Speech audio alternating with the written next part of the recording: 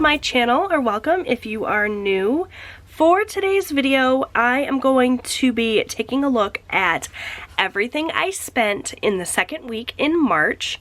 I filmed a whole separate video where I went through all of my expenses for the week and I tracked and color coordinated everything. So check out that video if you missed it. Today's video is going to be using all of that information to fill in my monthly hybrid budget worksheet. This is a worksheet printable available in my Etsy shop. I have this as well as a ton of other budget printables. This particular one helps you to track your budget both monthly and weekly. It's a hybrid system that I came up with myself that's been working out really well for me.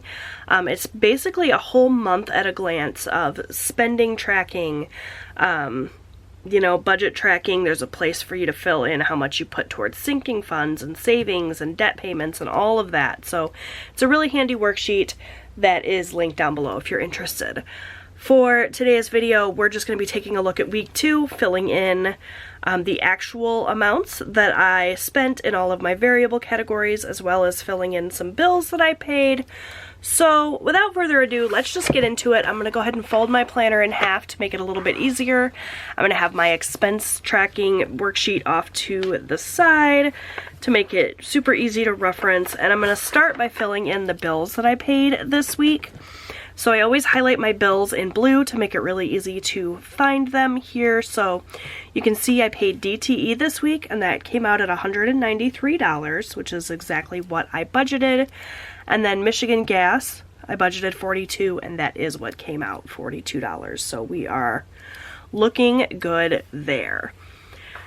And now I'll go ahead and just fill in how much we actually spent for all of our variable expenses. So in this budgeted column, I've actually been putting how much we have left in our monthly budget. So I wrote out a monthly budget for all of our variable expenses here. And as you can see, like for grocery, I budgeted $800. So this first week, the budgeted amount that I wrote in was that full $800. And then I just wrote in what we actually spent in week 1. And then whatever the difference was, this 800 minus this 212.88, that's how much I wrote that we had budgeted for week 2. So it is not my goal to spend this much in week 2. It's just that's how much is left in our overall monthly budget. And I've decided to use the weekly sections this way more as like a check-in of how much we've actually spent, so that hopefully I can stay on task and stick to my monthly budget. So at the start of week 2, we had $587.12 left in our grocery budget. And this week, we only spent $26.91 in groceries. So that is awesome. We did quite a bit of shopping in week 1, so we didn't need a whole lot. We were able to keep our spending really low in week 2. Now, we did have some other grocery spending. We bought some food and things for a little get-together I was having, but that came out of one of our sinking funds, so it is not reflected here in our typical monthly or weekly budget. Next, we had eating out. Now, we didn't spend a ton in groceries, but oh boy, did we spend a lot in eating out.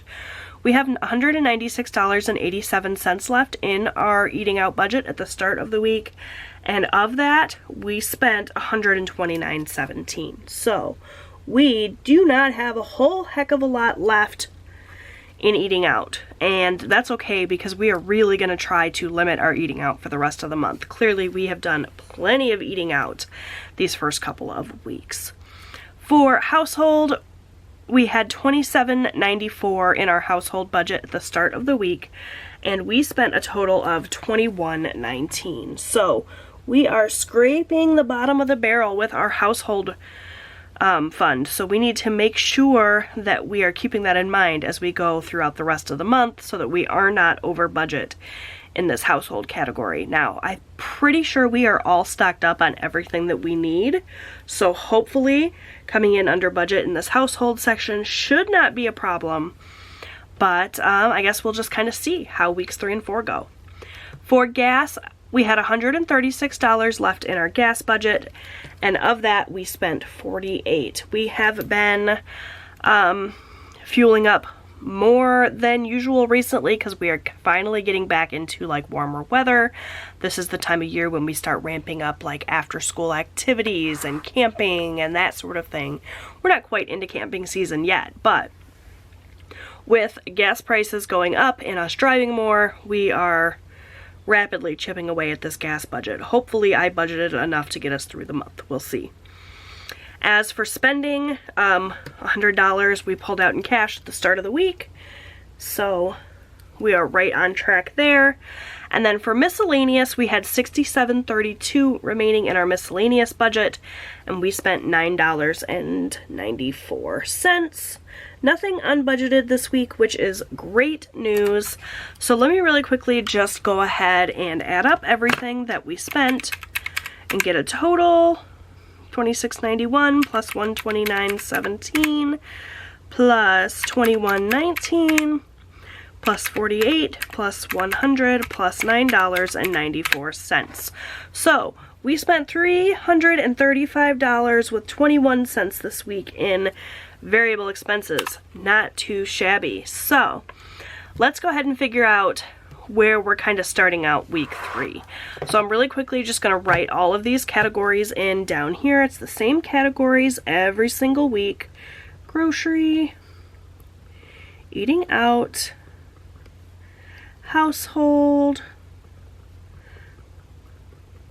gas, spending, miscellaneous, and unbudgeted. Alright, let's do some quick math and find out how much we have left in each of these categories. So at the start of week 2, we had $587.12 in our grocery budget. We spent $26.91, so that gives us $560.21 left in our grocery budget. We've got just 2 weeks and a couple of days to get through with this $560, so we're in really good shape. I think we will likely do grocery shopping 3 more times before the month ends. So if we take that $561.21 and divide it by 3, that gives us about $186 each week or each grocery trip, which is completely reasonable. So we are on track to stick to our grocery budget there. That feels really good because with the price of groceries, man, it's real easy to go overboard, and we have been going overboard the last couple of months. Alright, eating out now. We started the month, or started week 2 with $196.87. If we take away the $129.17 that we spent, that leaves us with $67.70 remaining. So, you know, that's realistically like 1 meal out for my family. So essentially that means I can eat out 1 more time this month. We'll see if I can stick to that. I really do not enjoy cooking these days. I used to really enjoy it, and as I've gotten older, just like cooking and cleanup and all of that, not my favorite thing. So I'm the major proponent of us going out to eat so much. I need to stop. I understand that, but yeah, $67.70. So if we're having a really rough or busy day, we can run out and grab a quick bite out, but otherwise, hopefully, we won't go overboard this week. We'll see. For household, we started week 2 with $27.94. We spent $21.19. That gives us $6.75 left in our household budget. So, you know, we can grab like 1 or 2 little things that we run out of, but other than that, we need to keep that under control. For gas, we started with $136 here. We spent $48, so that gives us $88 left. That's essentially 2 fill-ups. So we are getting close to the point where we need to fill up again. So we'll probably fill up once this week, once next week, and hopefully that'll be good enough. For spending, We started with $400, we took $100 out, so we've got $300. There's 3 more times that we will take $100 out of the bank for spending money, so this is no problem. We're going to be able to hit that just fine. For miscellaneous, we had $67.32. We spent $9.94. That gives us $57.38 remaining. That's plenty, I think. I think we'll be okay with our miscellaneous budget. And then, of course, for unbudgeted, we don't budget anything. I just like to have a line item here where we can write down anything that pops up that is an unbudgeted expense. So, let's see how much we have remaining then for our variable categories. Just gonna add everything up.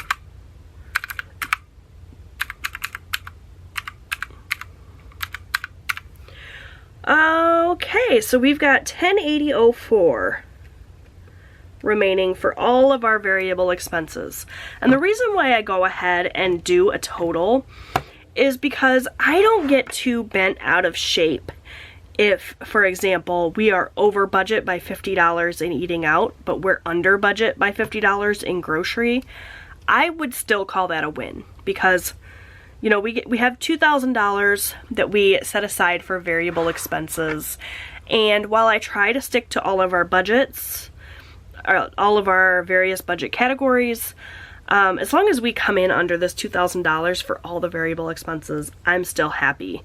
You know, it's like 6 in one, half a dozen of the other. As long as it all comes out at the end, I don't get too caught up in semantics. So our aim is to spend less than $10.80.04 in all of these categories over the course of the next couple of weeks. So that is that.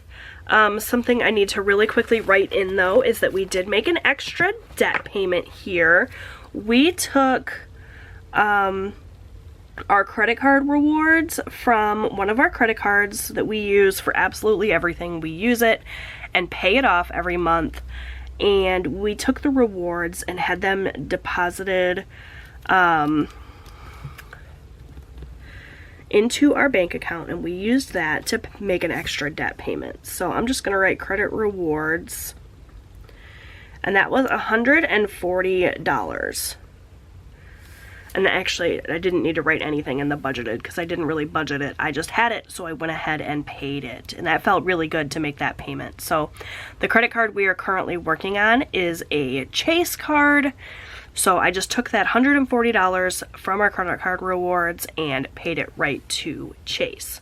Now, really quickly, I am going to play a little game here because as you saw me talk here, in spending, we pulled out $100 for spending in week 2. We will do the same in week 3. And that $100 in spending is $40 for my husband, $40 for myself, and $20 for my son. In an effort for me to spend a little bit less, I've been frivolously spending money just because I have it. And that just seems silly to me. So in an effort to prevent that, I'm actually going to take some of my spending money and make an extra debt payment with it. And I like to play a fun little game with myself to figure out how much. So what I do is I roll a dice, which you guys can't see because I keep my brightness turned way down. I have a dice roller app on my phone, so I just select to roll 1 dice, and whatever I roll on this dice, I will take that times 5. So $5 if I roll a 1, $10 if I roll a 2, etc. So let's just see what happens here.